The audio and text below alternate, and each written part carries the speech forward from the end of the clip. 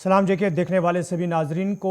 साहिल अमीन का खुलूस भरा सलाम पहुँचे और उम्मीद करते हैं कि आप बखैर आफियत होंगे। और ये प्रोग्राम इस वक्त गुलिस्तान न्यूज़ के दिल्ली स्टूडियो से बराह रास्त आप तक पहुँच रहा है और अगले 1.5 घंटे के दौरान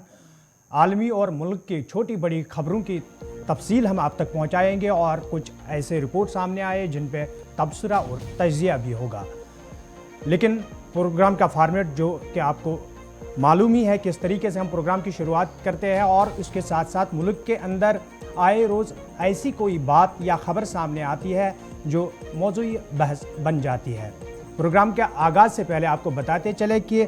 आपको याद होगा कि गुज़श्ता 1-2 माह के दौरान हिमाचल के अंदर बारीक पैमाने पर तबाही उस वक्त हुई जब मौसमी तब्दीली यहाँ पर हुई और उसके बाद ज़मीन खिसकने के वाक़ात न सिर्फ सैलाबी सूरत हाल के दौरान कई लोगों की जानें चली गई बल्कि कई इलाकों में रिहायशी ढांचों को काफ़ी नुकसान भी पहुंचा। और इस बीच जो हिमाचल के अंदर IIT है उसके डायरेक्टर ने एक ऐसा बयान दिया जो आज काफ़ी सोशल मीडिया पर भी मकबूल है और काफ़ी बहस मुबाहिसा भी उस पर हो रहा है। और उसका मानना है कि गोश्त खाने की वजह से ज़मीन खिसकने के वाक़ात और सैलाबी सूरत हाल हिमाचल प्रदेश के अंदर पैदा हुई है। हालांकि ये बयान सामने आते ही इस पर लोगों ने अपने अपने तरीके से अपने अपने ख्यालात का इजहार करना शुरू कर दिया है। आज के प्रोग्राम में जहां G20 समिट को लेकर बात होगी वहीं पर महकमा सेहत के हवाले से भी बात होगी, क्योंकि दिल्ली को पिछले एक हफ्ते के दौरान सजाने की तैयारियां जो शुरू हो चुकी थी वो बिलाखिर मुकम्मल हुई है और इस समिट में शिरकत करने वाले कई मेहमान हिंदुस्तान के अंदर पहुंचे हैं और कई रास्ते में हैं और कई मेहमानों ने इस समिट में शिरकत नहीं कर पाएंगे किसी वजह की है। लेकिन इसके साथ साथ प्रोग्राम की शुरुआत तारीख में आज के दिन पर हमारी पहली नज़र। गुड मॉर्निंग, खुशामदीद, बहुत बहुत शुक्रिया आप सभी का और बहुत बहुत स्वागत भी। प्रोग्राम सलाम जेके का आगाज हो चुका है। तय फॉर्मेट के मुताबिक हमें आगे बढ़ना है और आज के प्रोग्राम में भी मुख्तलिफ मौज़ूआत पर जाने से कबल हम हिस्ट्री ऑफ द डे में खास क्या है वो आपको बताएंगे। हिंदुस्तान और आलमी तारीख में सितंबर की आज 8वीं तारीख है, साल 2023। अंग्रेजी कैलेंडर के मुताबिक आज का ही दिन है, यानी 8 तारीख 1320 में गाजी मलिक दिल्ली का सुल्तान आज के दिन बना, तख्त नशीन हुआ दारुल हुकूमत दिल्ली के अंदर। 1962 में चीनी फौज ने भारत की मशरकी सरहदों पर दरअंदाजी आज के दिन की, यानी जंग के जो आसार नजर आ रहे थे बिलाखिर वो आज के दिन मशरकी सरहदों पर शुरू हुई और दिन 8 सितंबर का था, साल 1962। अरुणाचल प्रदेश से मशरकी लद्दाख तक और सिक्किम बॉर्डर्स तक आज के दिन हलचल देखी गई। 1962 में 1982 में साबिक वज़ीर आज़म जम्मू कश्मीर शेख मोहम्मद अब्दुल्ला का इंतकाल आज के दिन हुआ, तो आज उनकी 41वीं बरसी है। थोड़ी देर में उस हवाले से मजीद गुफ्तगू करेंगे। इसके अलावा 1933 में आज ही के दिन गाजी बिन फैसल इराक के बादशाह मुंतखब हुए और ये पहला ऐसा मौका था जब बादशाहत के दौरान, हालांकि इंतखाबी अमल जो है वो बाद में 1956 के बाद इराक के अंदर शुरू हुआ, लेकिन जब बादशाहत तकरीबन ख़त्म होने जा रही थी इराक के अंदर तो उस वक्त गाजी बिन फैसल को एक बड़ी जिम्मेदारी 1933 में आज के दिन दी गई। साल 1946 था, तारीख सितंबर 7 की थी। बल्गारिया में आज के दिन शहनशाहियत का खात्मा हुआ, ठीक वैसे ही जैसे इराक भी इस दौर से गुजर रहा था और आखिरी लम्हात में बादशाहत थी। 1380 में मंगोल और रूसी हुक्मरानों के दरमियान आज ही के दिन कलिकुआ की लड़ाई शुरू हुई, 8 सितंबर 1380 को। इसके अलावा 2002 में 21 बरस कबल नेपाल में आज एक हमला हुआ।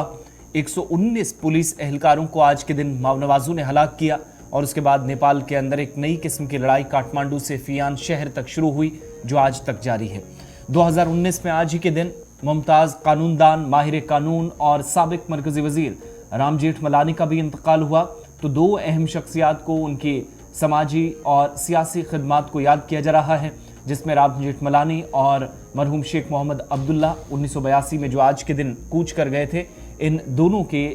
शख्सियात को याद किया जा रहा है और खराजे अकीदत पेश करने का सिलसिला जारी है। थोड़ी देर में तकरीबात के हवाले से आपको मजीद आगाह करेंगे, लेकिन ये हिस्ट्री ऑफ द डे में चंद बड़ी बातें थी जो सबसे पहले आपके सामने तय फॉर्मेट के मुताबिक हमने रखी हैं। तो हिस्ट्री ऑफ द डे के बाद खबरों की तरफ चलेंगे और शुरुआत आज खबर की कौमी और बैनुल अक़वामी खबर भी है, क्योंकि अहम शख्सियात दारुल हुकूमत दिल्ली के अंदर पहुंच रही है। मेहमानों की आमद का सिलसिला जारी है, जहां पर 12:30 बजे के आसपास एमेनुअल मैक्रोन, इसके अलावा 1:45 बजे जापान के वज़ीर आज़म और तकरीबन 6:30 से 7 बजे के दरमियान अमरीकी सदर नई दिल्ली पहुंचेंगे, यानी G20 इजलास कल से शुरू होने जा रहा है और तय डेट के मुताबिक, फॉर्मेट के मुताबिक 9 और 10 सितंबर को G20 इजलास नई दिल्ली के अंदर मुनक्किद होने जा रहा है। लेकिन सारा आपको आज बताएंगे कि G20 इजलास जब कल शुरू होगा उससे पहले 24 घंटों पहले ही अगर आप दिल्ली के अंदर दाखिल होना चाहते हैं, जम्मू कश्मीर वाली साइड से आ रहे हैं, मुंबई वाली साइड से आ रहे हैं, गुजरात वाली साइड से आ रहे हैं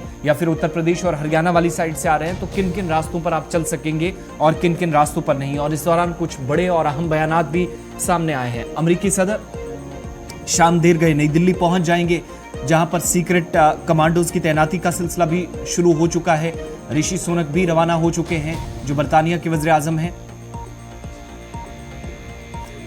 और दिल्ली में तिजारती गाड़ियों के दाखिले पर भी इस इवेंट के साथ ही पाबंदी आयद कर दी गई है। रात 12 बजे से बंदिशें आयद हो चुकी हैं। मुख्तलिफ इलाकों के अंदर कौन कौन से रास्ते हैं जहां पर आप नहीं जा सकेंगे। लेकिन उससे पहले ये भी बताएं कि अमेरिका के सदर जब भारत आएंगे, बरतानिया के वज़ीर आज़म भी यहाँ पहुँचने वाले हैं, तो उनके दौरे से पहले ही उन्होंने भारत से एक अपील भी कर दी है कि यूक्रेन और रशिया के दरमियान जो इस वक्त जंग चल रही है, तकरीबन 1.5 बरस बीत चुका है, इसमें भारत मजीद मुस्बत रोल अदा करे और इस जंग के खात्मे के लिए फौरी तौर पर इक़दामात उठाए जाएं। और G20 इजलास के पेश नज़र दिल्ली समेत आसपास के इलाकों में जहां पर अब तक पहुंचना शायद अब आइंदा 48 घंटों में बहुत मुश्किल होगा, 7 सितंबर रात 12 बजे से, यानी बीती जो शब है रात 12 बजे से 10 तारीख की रात 12 बजे तक आपको बंदिशों से गुजरना पड़ेगा। कुछ एक इलाके हैं जो इंतजामिया के मुताबिक खुले रहेंगे और ट्रैफिक हुकाम ने क्या कहा है कि सख्त ज़ाब्ते नाफिज हो चुके हैं। जो दवाई वाली गाड़ियां हैं, इमरजेंसी वाली गाड़ियां हैं, एम्बुलेंसेज हैं, इनमें जहां पर आप देख रहे हैं तो इनके अलावा ऑनलाइन डिलीवरी खिदमात को मुख्तलिफ इलाकों के अंदर रोका जाएगा। लेकिन जहां जहां पर जो आउटस्कर्ट्स हैं, दिल्ली के बाहर वाले एरियाज हैं, वहां पर इनको चलने की इजाज़त होगी। और जिन एरियाज से मंदुबीन को गुजरना है, डेलीगेट्स या मेहमान जहां से गुजरेंगे नई दिल्ली के अंदर, जहां पर मेहमानों की आमद है, उस एरिया के अंदर किसी को भी कतन जाने की इजाज़त नहीं होगी। एक बात। दूसरा, ये भी क्लियर कर दिया गया है कि G20 के हाशिए पर रामफोसा जनूबी अफ्रीका के सिफारती, इक़्तिसादी और सकाफती ताल्लुकात को मजबूत बनाने के लिए जहां पर मुख्तलिफ ममालिक के सरबराहान, वज़ीर आज़म जिनमें हैं सुदूर शामिल हैं, वो नई दिल्ली के अंदर मुलाकातें कर रहे हैं और ये सिलसिला मज़ीद आगे बढ़ेगा। और इस दौरान public works department PWD Delhi, municipal corporation of Delhi यानी MCD G20 लीडरों के लिए दारुल हुकूमत को सजाने के लिए पहले ही मुतअद्दिद इक़दाम उठा चुकी है, लेकिन कहीं पर खलल का महसूस ना किया जाए और खलल ना पड़े, इस चीज़ को भी यकीनी बनाने पर जोर दिया जाएगा। इसके अलावा आज के दिन मुख्तलिफ इलाकों के अंदर जहाँ पर दिल्ली पुलिस के साथ साथ ITBP, ज़रूरत के मुताबिक फ़ौज और BSF भी तैनात की गई है। और जिन रास्तों पे आपको नहीं जाने की इजाज़त होगी वो लाल किला और कश्मीरी गेट के आसपास जो रास्ते हैं, जामा मस्जिद के आसपास वाले रास्ते हैं, अशोका होटल को कनेक्ट करने वाली रोड जो है, TS मूर्ति होटल को कनेक्ट करने वाली जो रोड है, या फिर वो मंडपम जहां पर तमाम लीडरान को मीटिंग करनी है, ITO की तरफ जाने वाले रास्ते जो हैं उन पर मुकम्मल तौर पर पाबंदियां आयद रहेंगी। इसके अलावा ट्रैफिक पुलिस ने रिंग रोड, महात्मा गांधी मार्ग के अंदर पूरे इलाके में और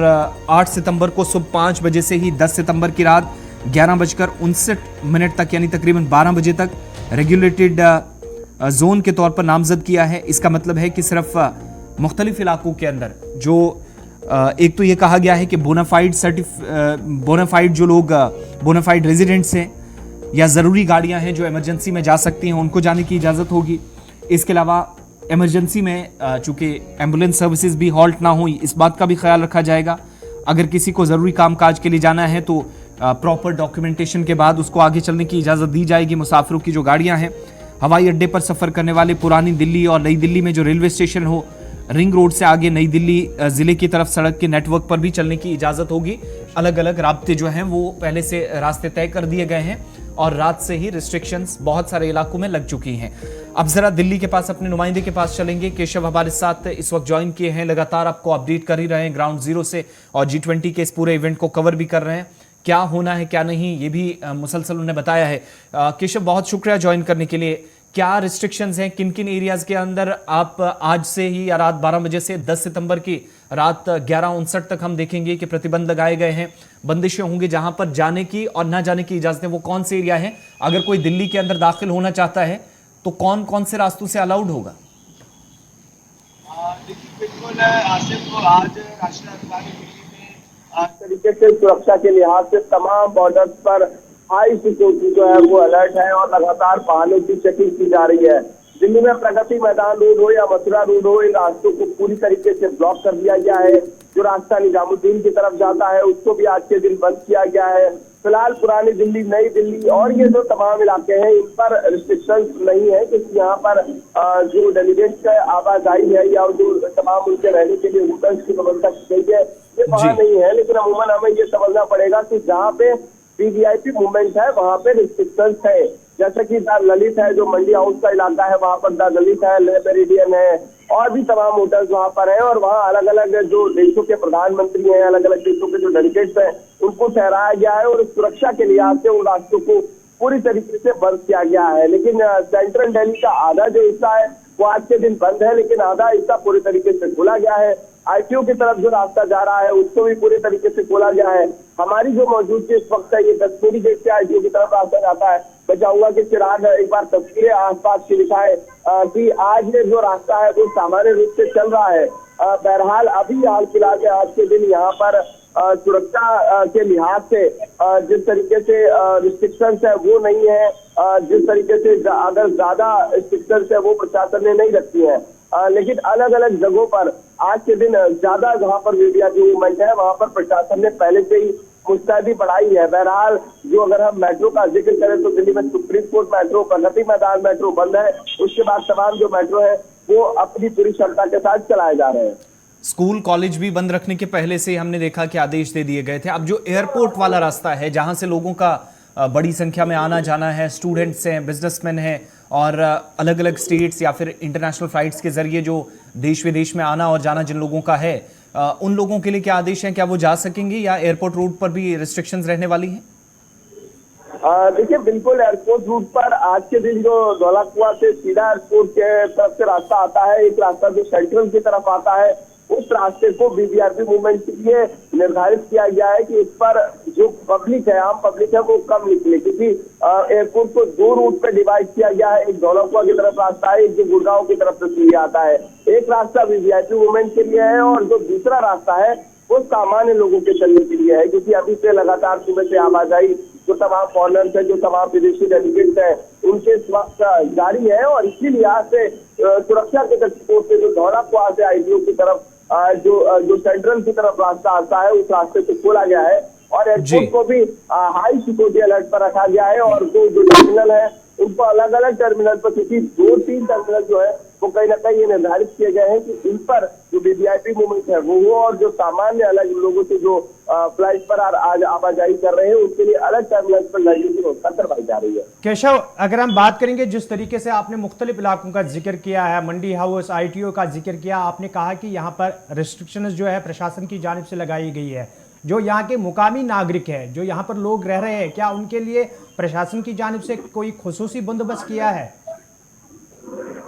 देखिए, बिल्कुल अगर हम बात करें मंडी हाउस, सेंट्रल इलाका या प्रगति मैदान इलाका है, वहाँ पर रिहायशी बस्ती कम है, लोग कम रहते हैं, लेकिन ट्रैफिक ज्यादा होता है। जो रास्ता सीधे प्रगति मैदान रोड से मथुरा रोड होता हुआ निजामुद्दीन की तरफ जाता है उस पर भी हाई ट्रैफिक होता है, लेकिन भारत मंडपम जो इवेंट है, किसी प्रगति मैदान में जो भारत मंडपम जो पूरा स्थल बनाया गया है वहां पर ये पूरा इवेंट होना है। इस लिहाज से इन रास्तों को बंद किया गया है। बहरहाल वहां पर आम लोगों के लिए दूसरा रूट रखा गया है, लेकिन आज के दिन कहीं ना कहीं वो रूट जरूर प्रभावित होता हुआ दिखाई दे रहा है। लेकिन आसपास के जो इलाके हैं, मंडी हाउस का जिक्र कर रहे हैं, जो तमाम होटल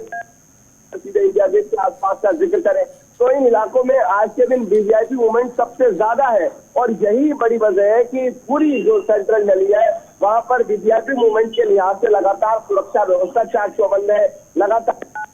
से इस बात को समझा जा रहा है कि आखिरकार सुरक्षा कहाँ पर मुस्तैद रहे, क्या कुछ व्यवस्थाएं रहे, ये सब कुछ प्रशासन ने सुनिश्चित कर रखा है और हर जगह सुरक्षा व्यवस्था को लेकर। चलिए केशव, आपका बहुत बहुत शुक्रिया ताज़ा तरीन तफसीलात फराहम करने के लिए। दिल्ली की सूरत हाल कैसी है, क्योंकि G20 समिट जो दिल्ली के अंदर होने जा रहा है और पिछले एक हफ्ते से लगातार दिल्ली को न सिर्फ सजाया जा रहा है बल्कि सिक्योरिटी की व्यवस्था जो है उसको किस तरीके से मजबूत किया जा सके, इस पर मीटिंगें भी हुई है। और बिल आखिर कल से ये समिट जो है 2 दिन के लिए शुरू होगा। कुछ मेहमान बाहर से दिल्ली के अंदर पहुंचा है और कुछ मेहमान आने वाले हैं, लेकिन इस बीच लोगों को भी बताया गया है कि किस तरीके से प्रशासन ने उनकी आवाजाही के लिए इकदाम किए हैं ताकि G20 समिट पर भी कोई असर ना होगा और लोगों की आम जिंदगी भी मुतासर ना हो सके। लेकिन प्रोग्राम को आगे बढ़ाते हैं और दूसरे मामलात की बात करते हैं, और दूसरे मामलात में सबसे पहले हम फौज की बात करेंगे, क्योंकि फौज को मुस्तकम और मजबूत बनाने के हवाले से जहां मरकजी सरकार की जानिब से कई सारे इकदाम उठाए जा रहे हैं, वहीं पर जम्मू कश्मीर के मुख्तलिफ इलाकों में, खासकर उन इलाकों में जो हाई आल्टीट्यूड में आते हैं, वहाँ पर जो फौजी जवान अपने फ़राइज़ अंजाम देते हैं, उनके लिए अब एक और नए तरीके से एक नया कदम उठाया गया ताकि उन्हें वहाँ पर किसी किस्म का दिक्कतों का सामना ना करना पड़े। जदीद टेक्नोलॉजी का सहारा जहां पर अब तक मुख्तलिफ ऑपरेशंस के दौरान लिया जा रहा था, वहीं पर अब नाकाबिले रसाई चोटियों पर भी ड्रोन्स तैनात किए जाएंगे और दिफाई ज़राए के मुताबिक फौजी जवानों को साजो सामान या हथियार पहुंचाने का काम इन ड्रोन्स के जरिए किया जाएगा। जम्मू कश्मीर के साथ साथ मरकज के ज़ेर-ए-इंतज़ाम लद्दाख में भी हज़ारों फीट की बुलंदी पर तैनात फौजी जवानों को ड्रोन के जरिए ज़रूरी अशिया की सप्लाई की जाएगी और इसके लिए 40-50 किलोग्राम पे लोड की सलाहियत के हामिल जो ड्रोन हैं उन पर तहकीक और बनाने का काम इस वक्त जारी है, जो जानकारी दी गई है। दरअसल शुमाली कमान के चीफ ऑफ स्टाफ जिन्होंने खबरसां इदारे के साथ बात करते हुए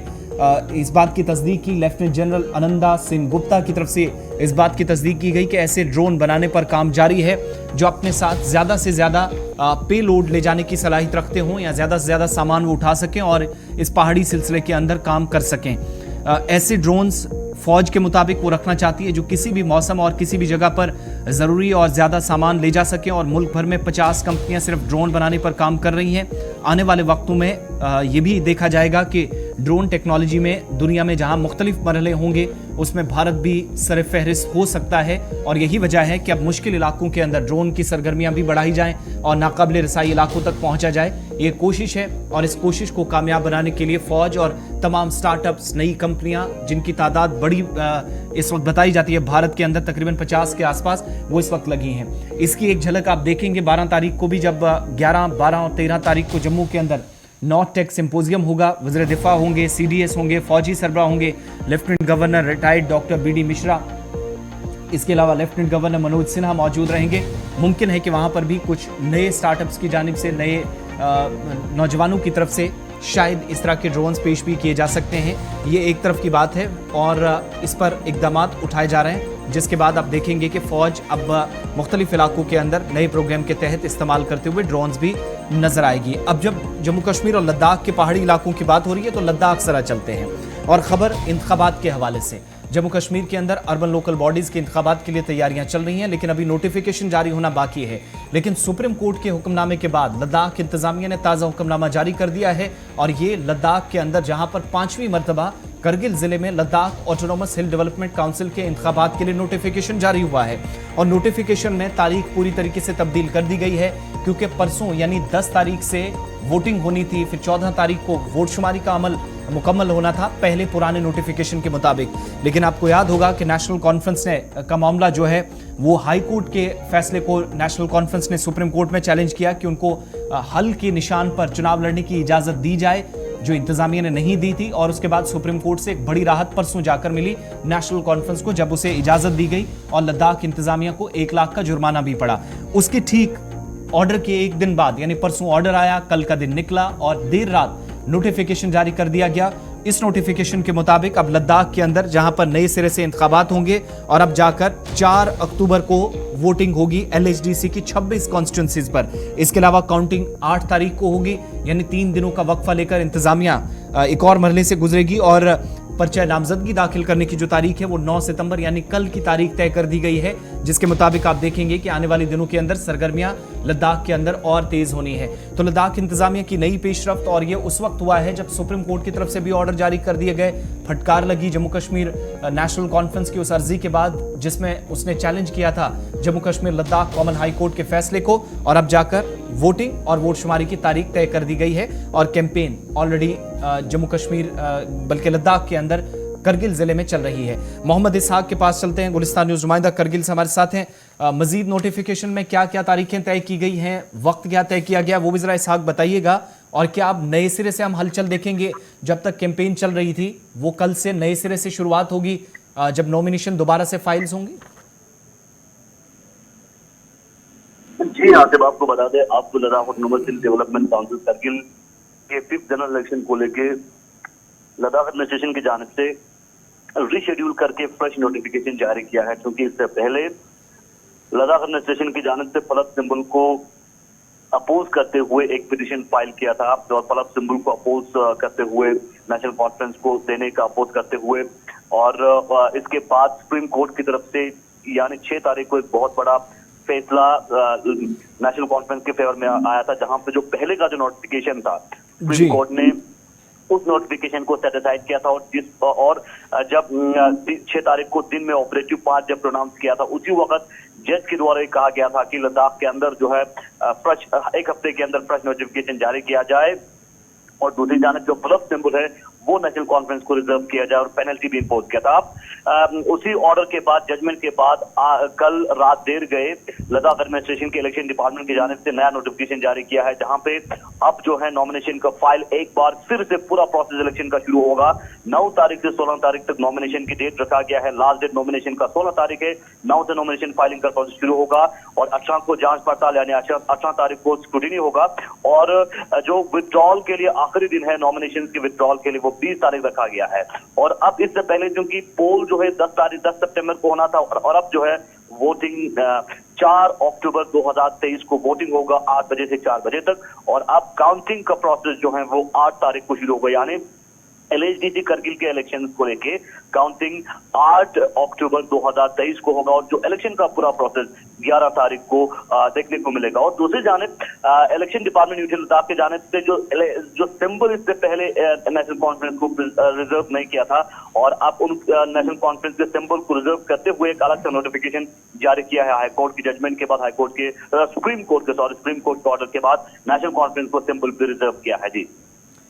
चलिए इसहाक, आपका बहुत बहुत शुक्रिया। और जो तजाद लद्दाख हुकूमत और नेशनल कॉन्फ्रेंस के बीच इंतखाबात को लेकर था, जो कि लद्दाख ऑटोनॉमस हिल डेवलपमेंट काउंसिल करगिल के इंतखाबात जो अमल में लाने थे, उस पर जो तजाद नेशनल कॉन्फ्रेंस और लद्दाख हुकूमत को था, और पहले ये तजाद जम्मू कश्मीर हाई कोर्ट पहुँचा, वहाँ पर नेशनल कॉन्फ्रेंस को राहत मिली। उसके बाद लद्दाख हुकूमत जो है वो मुतमईन ना हो सकी और उन्होंने सुप्रीम कोर्ट का दरवाज़ा खटखटाया, जहाँ पर एक रोज़ कबल